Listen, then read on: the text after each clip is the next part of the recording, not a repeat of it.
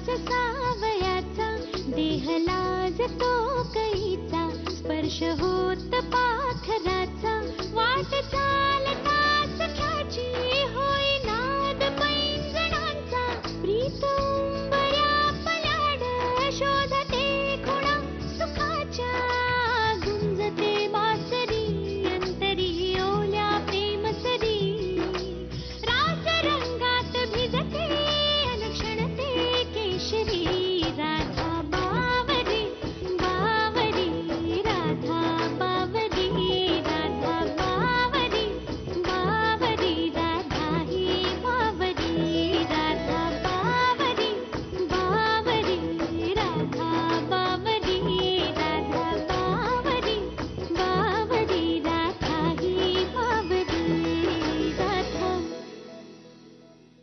एवढी वर्ष मर मरते यांच्यासाठी, पण पुन्हा मलाच नावं ठेवतायत. काय करून ठेवले सगळं? कुणी केला एवढा पसारा? पिढी सुद्धा अशीच ठेवली. त्या गोष्टी घेतात ते तेव्हाच्या तेव्हा आवरून टाकायच्या ना, पण नाही, सीमा आहे ना मरायला, तिने सगळं आवरायचं. हे त्या बरड्या काय तिथे? मी घेतली होती साखर, मी ठेवते. कुठे ठेवशील? माहिती तुला कुठे ठेवायच्या या बरण्या? नव्या नवरीने निदान काहीतरी काम केल्यासारखं दाखवावं तरी, पण नाही. आहे सीमा, आवरेल सगळं. काय करतेस तू? आवरत होते. नाही, पण हे दूध कोण पिणार? का हे उष्ट अर्धवट दूध असंच ठेवायचं? नाही पिते मी. पी, आणि पिऊन झालं की त्या कप मध्ये पाणी टाक आणि बेसिन मध्ये ठेव. धुवायची काही गरज नाहीये. हा पसारा करून ठेवलाय.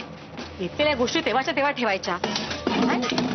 आहे सीमा, आहे आवरते आपली सगळं. मर मर मरते. काय फरक पडतो यांना? काही केलं गेली पण. इतकं बोलले पण काही फरक पडला? जाऊ दे. आहे मरते मी. सीमाने जिकडे तिकडे मरायचं, आवरायचं सगळं.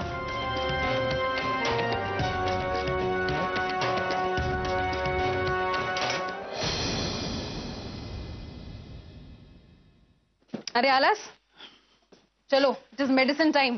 अरे काय हॉस्पिटल आहे काही? अरे मिसेस फर्नांडिस असं बोलतात म्हणून मी बोलले. हे घे औषध घे. नाही, आज हे नको. एक काम कर ना, बंदुकीच्या गोळ्या आण, जरा वेगळं काहीतरी. अरे सौरभ, बोर झालं यार मला. अरे तू आत्ता मॅच बघून आलास ना? त्यातही काही थ्रिल नाहीये. धाडा विकेट कोसळतात. आपण एक काम करू ना, आपण फिल्म बघायला जाऊ. Good idea. तू औषध घे. हे पकड. नाही, नकोय मला. मी सगळ्यांना पटकन सांगून येते. हा ऐका डॉक्टर, एक काम करा, इकडे इकडे इकडे. सगळ्यांना सांगणारच ना? हो. घरातल्या सगळ्यांना सांग. त्यानंतर ना बाहेर जा चौकात. हा, तिथे दवंडी पीठ छान, आणि आपल्या सगळ्या कॉलनीतल्या लोकांना सांग. हा, आजूबाजूला सगळे जमले ना की मग फोन करून आपल्या सगळ्या नातेवाईकांना बोलव. म्हणजे आत्या, काका, मावशी, मामा सगळे. हा, लग्नात आले होते ना, सगळ्यांना बोलव. म्हणजे तसं ठरवायला लागेल ना कुठलं थिएटर बुक करायचं, कारण सगळ्यांना घेऊन जायला लागेल. म्हणजे तसं बस न्यायची का विमान न्यायचं, म्हणजे सगळ्या सोयी बघायला लागतील ना. सौरभ, नाही का? सगळ्यांना घेऊन जाऊ. हा, आपण दरवेळेला गाव गोळा करू आणि सगळ्यांना घेऊन जाऊया. आपण दोघं कुठेही जायला नको. काय अरे? सॉरी, आपण दोघं जाऊया. मी एक काम करते, दादांसाठी उपासाचं नवीन डाएट सुचवलंय मी. ते मी करते, त्यांना वाढते, मग आपण जाऊ. हा, काय बाकी काय घरात कोणी नाहीये का? सीमावहिनी आहे, रंजू आहे, आणि आता तर गार्गी पण आहे. एवढ्या सगळ्या बायकात तर त्या बघून घेतील ना. तुझं काय इतकं? आपण आता मूवीला जायचं. अरे सौरभ, असं काय करतोस? मी इन्सिस्ट केलंय आणि त्यांचं मन वळवलंय. त्यामुळे बिमुळे काही नाही. तू आपली ना घरातल्यांची मनं वळवत बस. माझ्या मनाचं काहीच नाहीये तुला. एकदा मूड गेल्यावर फिल्मला जाण्यात काय अर्थ आहे? फिल्म कशी मनात आलं ना की लगेच बघायला पाहिजे, तर मजा आहे. तू येतेस की नाही सांग? अरे सौरभ, रागवू नकोस ना. मी काय म्हणत होते की आहेस का परत आता? नाही म्हणजे नाही. आता मी काही ऐकून घेणार नाहीये. नाही, मला काही ऐकायचंच नाहीये. फटाफट चालायचंय माझ्याबरोबर. मी खरंच काही ऐकणार नाही. कोणाची काही परवानगी घ्यायची गरज नाही. मी सांगतोय चालायचं. अरे हे बघ, माझ्यावर खरं प्रेम असेल ना तर लगेच येशील माझ्याबरोबर. ओके, चला. सौरभ, अरे मला फ्रेश तर होऊ दे. काही गरज नाही. उत्तम दिसतेस. मी चड्डीतही जायचो सिनेमावर. काय नाही, काही गरजच नाहीये. चला. काय बाई, आजकालच्या पोरी स्वतःचे निर्णय स्वतः घेऊन मोकळ्या होत्या. घरात मोठी माणसं आहेत, त्यांना काही विचारावं काही नाही. काय झालं काय रंजू? कुणाबद्दल बोलतेस तू? राधा ग. तिचं काय झालं आता? काय झालं काय? सौरभला घेऊन सिनेमाला गेलीये. सिनेमाला गेली? तुला विचारून गेली? विचारतात कसले? सांगून गेली आहेत दोघं. वा, छान. नाही म्हणजे आता उपवासाचे सगळे पदार्थ करायचे ना, ते कोण करणार आहे? एक तर दादांना माझ्या हातचं काही चालत नाही. नाही, दादांना टेस्टी आणि हेल्दी पदार्थ द्यायचे. द्या, करा काय करायचं सीमा ते. म्हणजे मला काही सांगू नकोस. मी बाकीच्यांच्या स्वयंपाकाचं बघेन. दादांचं काय ते बघा तुम्ही. सीमा नाही, सीमा काही असं नको ग करूस. हे बघ ऐक ना.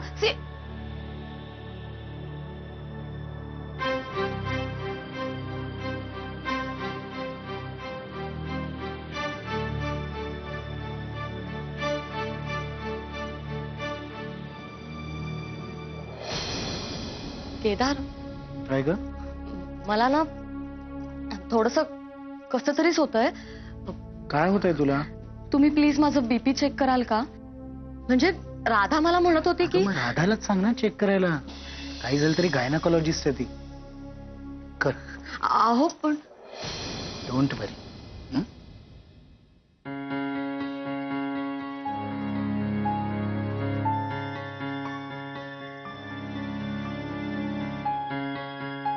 ए रंजे, ही कामं अर्धवट टाकून गेली. आता किती वेळ झाला, यायला नको का यांनी? अगर रंजे आता गेलेत ना ते, किती त्याचा भाऊ करशील? हा? आणि त्यांना काय प्रायव्हेट लाईफ आहे का ना? हा? काय त्यांचं एवढं घेऊन बसलीस का? त्यांनी घरातलीच कामं करत राहायची? जरा फिरू दे ना. मग घ्यायचीच नाही ना जबाबदारी अंगावर? त्या उपासाच्या प्रकरणावरनं झालं ना सगळं. मोठं ज्ञान दाखवलं ना तिने. मग जे काही मोठे पदार्थ होते ना तिचे, ते करून जायचे.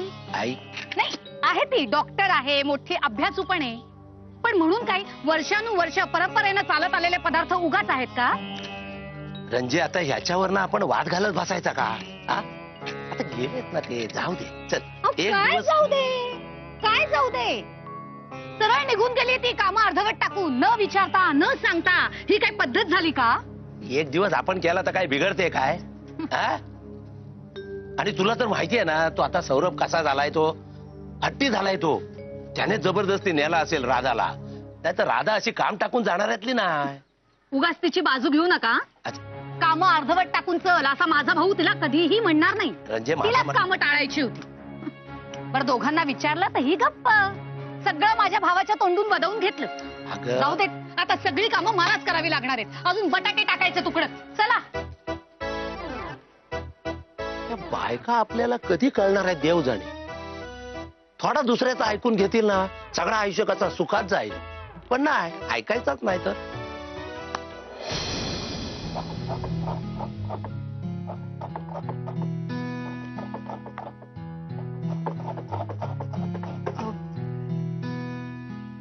रंजूताई, मी थालीपीठ करणार होते. मी करते. नाही, नको. कसं आहे ना, फराळापेक्षा सिनेमा महत्वाचा नाही का? नाही, मी नाही गेले. अर्ध्या वाटेतून परत आले. अगं बाई, हो का? मला वाटलं तुम्ही सिनेमाला चाललात ते परत सांगायला आलीस मला. नाही, मला जायचंच नव्हतं. पण सौरभ आणि मी मात्र उगाच तुझ्या नावाने इथे बडबड करत बसले. आमचा सौरभ ना आहेच हट्टी. त्याच्या तोंडात शब्द बाहेर पडला की त्याची पूर्तता लगेच व्हायलाच हवी. याला काही अर्थ आहे का? हो, तो हल्ली थोडा चिडचिडा झालेला आहे. राधा, तुला एक सांगू, म्हणजे रागवणार नसशील तर. हा, नाही म्हणजे सौरभ माझा भाऊ आहे, पण पुरुषी अहमपणा त्याच्यातही आहे. म्हणजे तुम्ही काय रेफरन्सने बोलताय? तुला पुरस्कार मिळालाय. तू आता पॅरिसला चालली आहेस. हे कुठेतरी टोचतंय त्याच्या मनाला. अगं, त्या दिवशी सई मॅमने किती आग्रह केला त्याला. यशने सुद्धा केला, पण तो आला नाही त्याच्या रूमच्या बाहेर. मला नाही बाई ते आवडलं. खरं म्हणजे ना, त्याने तुझं कौतुक करायला हवं होतं. हाच पुरस्कार जर त्याला मिळाला असता तर तू त्याला डोक्यावर घेऊन नाचली नसतीस. पण तो नंतर सॉरी म्हणाला आणि मला कॉंग्रॅच्युलेट पण केलं. म्हणाला ना, पण नंतर जेव्हा म्हणायला हवं होतं ना, तेव्हा नाही.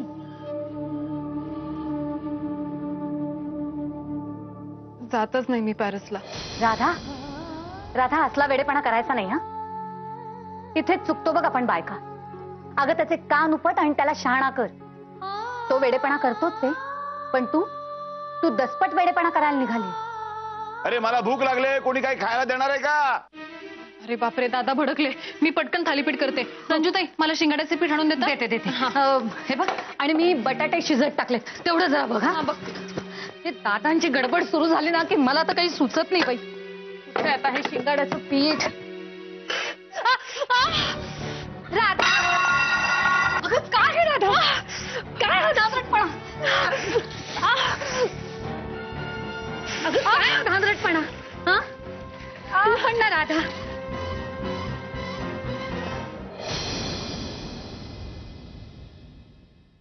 गार्गी, बहिणी तुम्ही? काय झालं? तुला बरं नाही वाटत आहे का?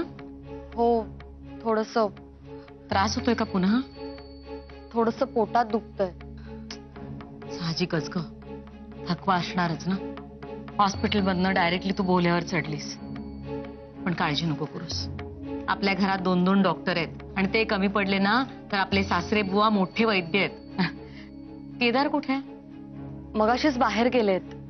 हो, राधा पण बाहेर गेले. मग मी दादांना बोलवू का? नाही, नको नको. बरं, नाही बोलवत, पण मग तुझ्या फॅमिली डॉक्टरना बोलवायचं का? नाही, नको सीमा वहिनी. थोड्या वेळाने मला बरं वाटेल. नक्की ना? हो.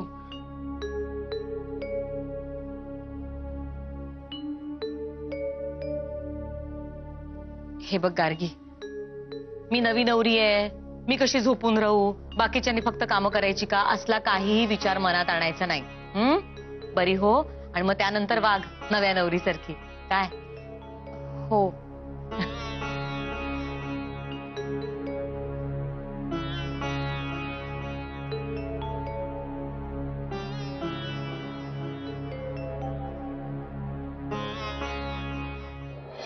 गार्गीच्या पोटात दुखतंय, मग एवढं काय अर्जंट आहे की सगळं काम सोडून निघालीस तू?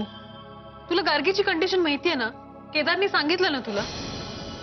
गार्गीला थोडी समज द्यायला हवी, नाही तर प्रेग्नन्सी बद्दल घरात बोलेल कोणाशी तरी.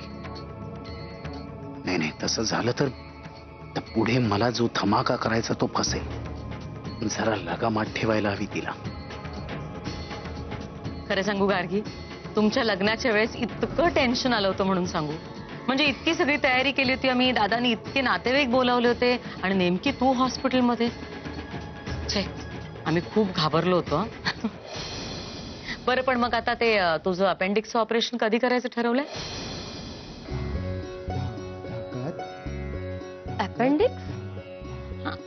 सीमा वहिनी, अजून काही टेस्ट करायच्या बाकी आहेत तिच्या, मग ठरवू आपण. जे काही करायचंय ते बाबा लवकर करून घ्या. बघ तिला किती त्रास होतोय ते. आणि हो केदार, राधा म्हणत होती की माझ्या थायरॉइडच्या टेस्ट करायला हव्यात म्हणून. म्हणून तुला विचारायचं होतं की खरंच काही तशी गरज आहे का? काय सीमा वहिनी, तुला थायरॉइडचा प्रॉब्लेम निघेलच असं नाहीये, पण टेस्ट केलेल्या केव्हाही चांगल्या ना.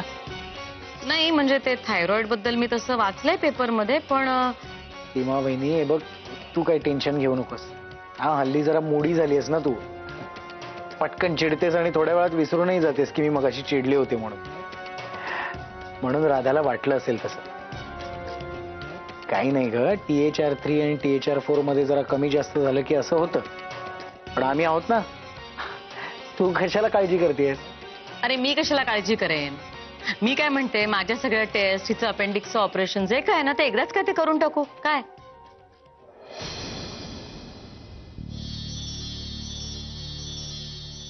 गार्गी, अगं टेन्शन नको घेऊस, होईल सगळं व्यवस्थित. हा, चल मी जाते.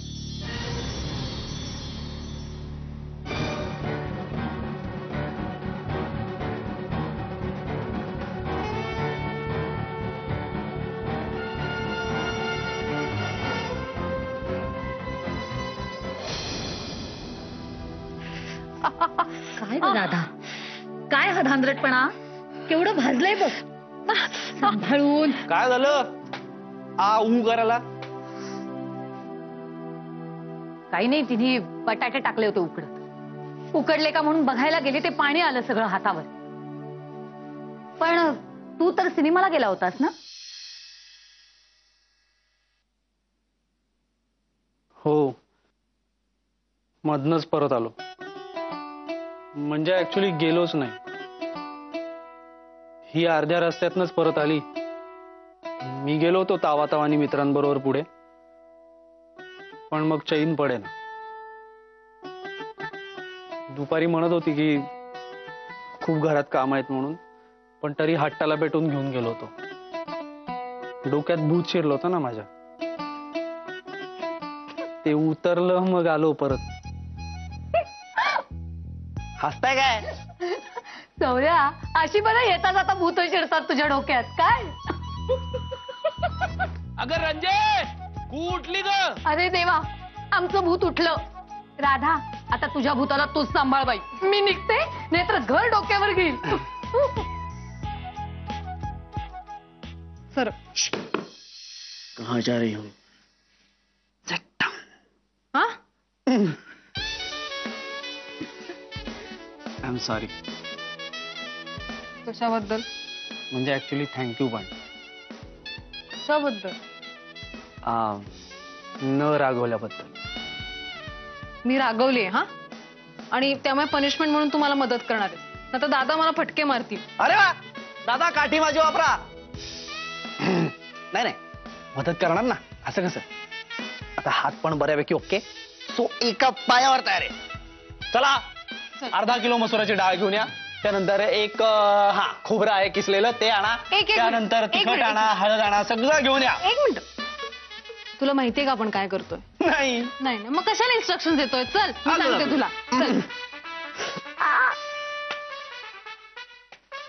फोन का लागत नाही? अण्णा, दादा कुठे आहेत? मध्या त्याच्या खोलीत आहे, कळवळतोय बुकेने केव्हापासून. हा, माहितीच होतं मला. नाही, प्लीज तुम्ही त्यांना जरा जाऊन सांगा ना, खिचडी केली आहे मी, पण राधा आणि सौरभ गेलेत हुंदडायला. ते कधी येतील माहिती नाही. नाही नाही, राधा आणि सौरभ आत्ताच गेले किचन मध्ये दोघे. मी पाहिलं ना. किचन मध्ये? हो. मी कसं नाही पाहिलं त्यांना? हा, नाही, मी केदारच्या खोलीत होते. बरं, तुम्ही दादाला जाऊन सांगता का? हो, हा, खिचडी तयार आहे म्हणा. आलेच. माझं अपेंडिक्सचं ऑपरेशन? तुम्ही हो म्हणालात, पण मला अपेंडिक्सचा त्रास कधीच नव्हता. मग काय तू प्रेग्नंट आहेस म्हणून सांगायचं? म्हणजे केदार, तुम्ही कोणाला सांगितलं नाही? म्हणजे केदार, घरात कोणाला माहित नाहीये की मी प्रेग्नंट आहे? नाही. केदार, अहो पण आपलं असं ठरलं होतं. तुला काय वाटतं, हे सांगितलं असतं की तू प्रेग्नंट आहेस तर आपलं लग्न झालं असतं? पाहिलीस ना घरातली माणसं. अहो केदार, पण असं न सांगता केलेलं लग्न खूप भयंकर आहे. अहो, कधी ना कधी हे कळणार सगळ्यांना. नाही कळणार. तू कळू द्यायचं नाहीयेस. प्रेग्नन्सी बद्दल एक अक्षरही तोंडातनं काढायचं नाहीस, कळलं? अहो पण आई बाबा जेव्हा लग्नाची बोलणी करायला इकडे आले होते तेव्हा आम्हाला असं वाटलं की तुम्ही सगळं सांगितलंय. कारण मला तुझ्याशी लग्न करायचं होतं गार्गी.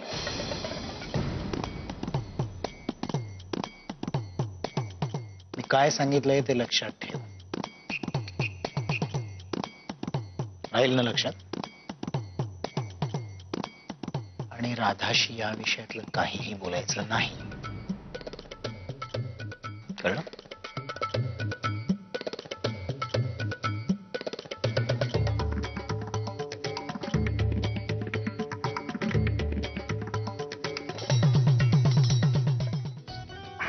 जमतंय का? एक मिनिट हा, सगळं जमतंय. थोडस स्लो जमतंय, पण जमतंय.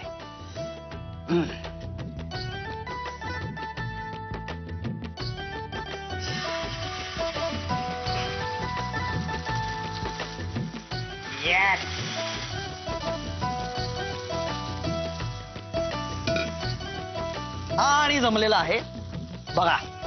मी आलो नसतो तर काय झालं असतं? सगळ्यांनी मेस करून ठेवला होता. मी आलो आणि कसा फटाफट झालेला आहे सगळं. मी मेस केला होता. मी ऑब्विसली. आणि तू सगळं फटाफट केलं. ऑफकोर्स. तुला येतं काय ग? हा, शिक्षण नाही, करिअर नाही, हट. काय ना काही येत नाही. बघा एकदा स्वतःकडे. राधा, लग्न झालंय तुझं. नवरा बघ, एवढा करिअरिस्टिक, इतक्या उच्च पोस्टला, आणि तू 1 मिनिट थोडस पीठ लावलं ना की तू बरी होशील. सौरभ, Please. सौरभ काय कोणीतरी येईल. सौरभ, सौरभ. काय चाललंय हे?